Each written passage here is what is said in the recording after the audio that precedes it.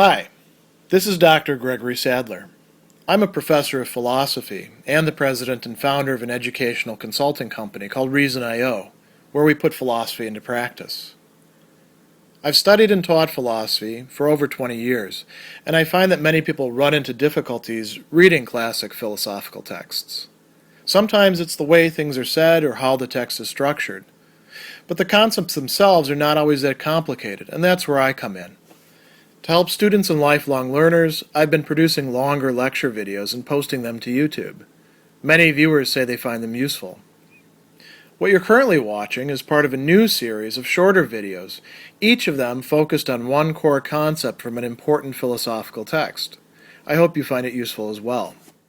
Peter Wessel Zapffe ends his essay, The Last Messiah, in the 4th and 5th sections first by looking at what we might call some possible solutions to the problems that he's outlined earlier in the work and showing how they're not really going to be effective remedies for, at least from his perspective, the existential situation of human beings as these creatures with, extra, surplus, superfluous consciousness who have to use suppression mechanisms to not endure cosmic panic and want to kill themselves.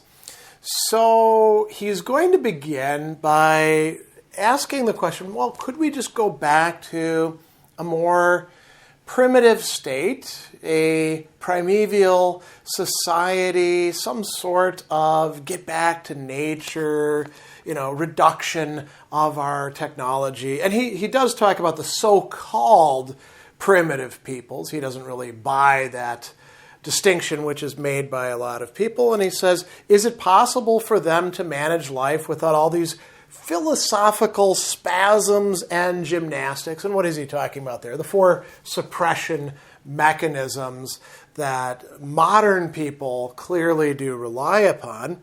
Is it possible for them to live in harmony with themselves and the undisturbed pleasures of work and love? If these beings are going to be called humans at all, he says, I think the answer has to be no. And, when we look at ethnographies that are a little bit more realistic than the sort of pie in the sky, wouldn't it be nice to be like the Tahitian natives nonsense that people portray? We find that they're also engaging in these suppression mechanisms. The attachment plays a major role, distraction, maybe even sublimation as well. And so he says, what we can say about them is they stand a little bit nearer the beautiful biological ideal than us urbanized folks. But, that is not going to save them, and it's not going to save us. We're not going to be able to go back to that. So he says that we've managed to save ourselves in spite of our harrowing existence is mostly due to sides of our nature that are either hardly, barely, or appropriately developed, right? So some things we don't develop them as far as we can. Others we develop them in appropriate ways. And so he says, our most positive traits are proper use of our body's strength and the biologically useful part of our souls. Now, that offers perhaps some optimism. And he says, okay, you can do that.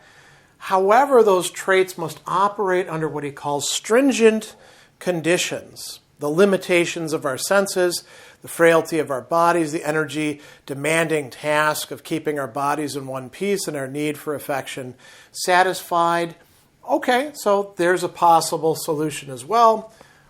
What does modern life offer in that respect? You might say, well, it's great. I don't have to go out and hunt and gather for my food or toil forever in the fields like, early agricultural workers or, sit in front of a loom and weave things by hand. I got modern technology to do all that for me. And he says, well, unfortunately, modern civilization is actually undermining these conditions that we need for whatever possibilities of happiness we have. He says, the narrow range of these are so crassly flouted by our modern growing civilization, its technology and its standardization.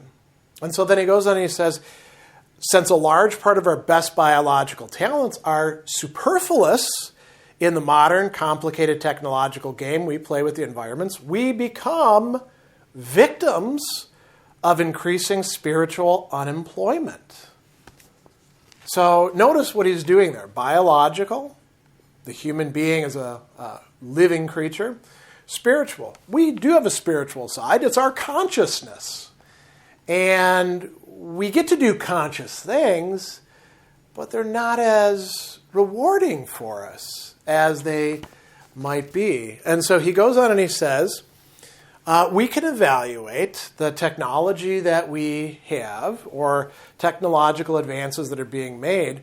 They should be evaluated, if we're being reasonable about this, whether they afford us increasing spiritual activity. Do they enhance our possibilities for doing things that we can, get into, so to speak, that we can think about, that require us to respond in conscious, interesting, deliberate ways? Yes, maybe so, but they also need to not, at the same time, destroy the nature that gives us the opportunity to practice these activities. And so he says, the early flint scrapers were probably a good discovery, right? They allowed us to do more things, to think more things, and they didn't destroy the environment that we live in. Destruction could happen in multiple ways. Could be the actual destruction of the environment. I want to fish, I overfish, no more fish anymore, right? Here in the Great Lakes region, people used to catch gigantic northern pike and muskellunge, and they just don't grow that big anymore. They're overfished. Not as badly as they were 30 years ago, but you're still not going to get those gigantic fish that you can see photographs of people stacking them up like cordwood. That's just one example of many.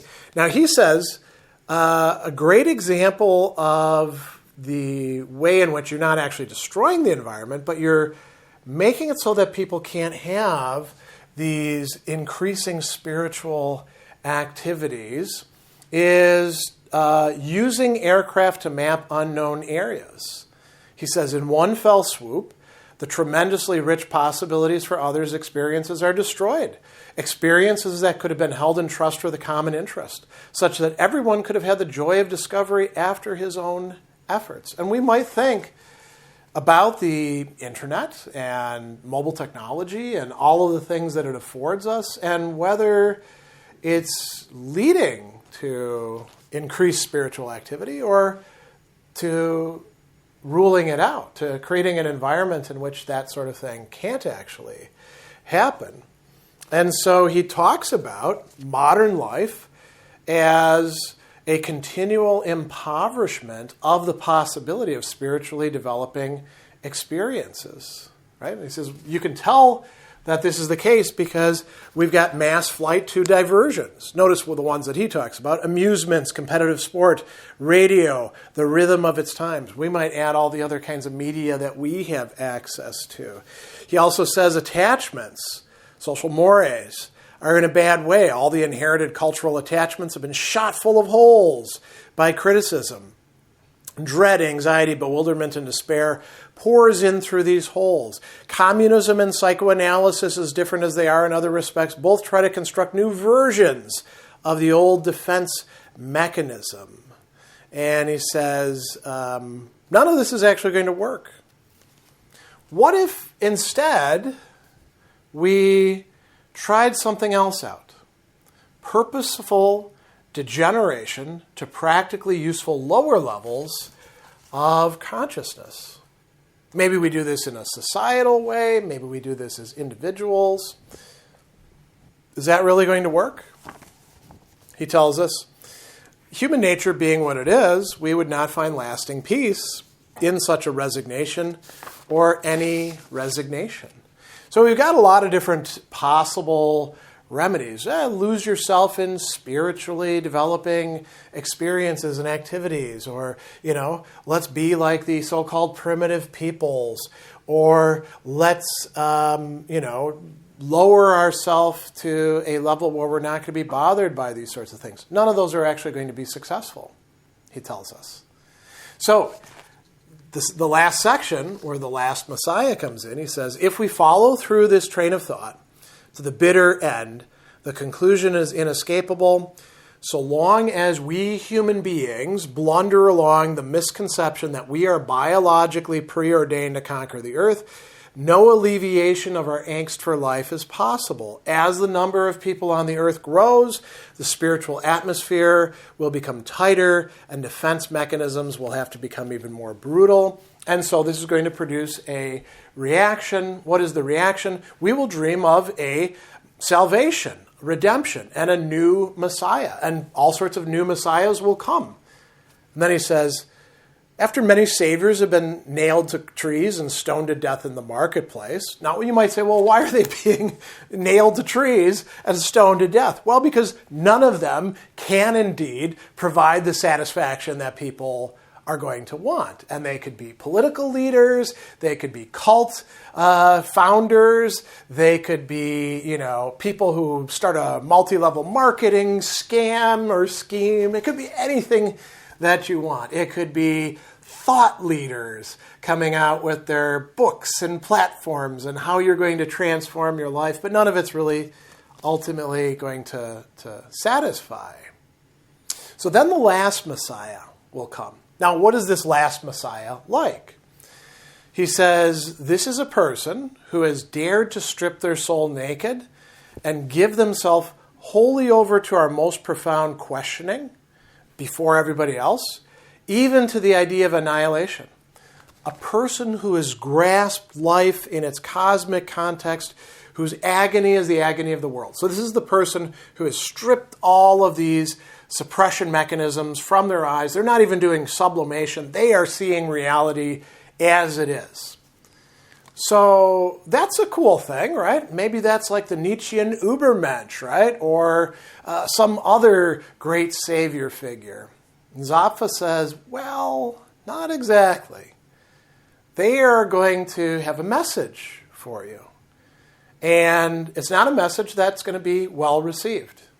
What will the message be? He's got a little, sort of almost poem here. It's kind of, faux biblical. The life on many worlds is like a rushing river, but the life on this world is like a stagnant puddle in a backwater. The mark of annihilation is written on thy brow. How long will ye mill about on the edge? But there is one victory and one crown and one salvation and one answer. So here's the answer. Know thyself. Okay, that sounds pretty good. That's the Delphic maxim, isn't it? But what's the conclusion? Be unfruitful, and let there be peace on earth after your passing. Don't have children. Don't have anything.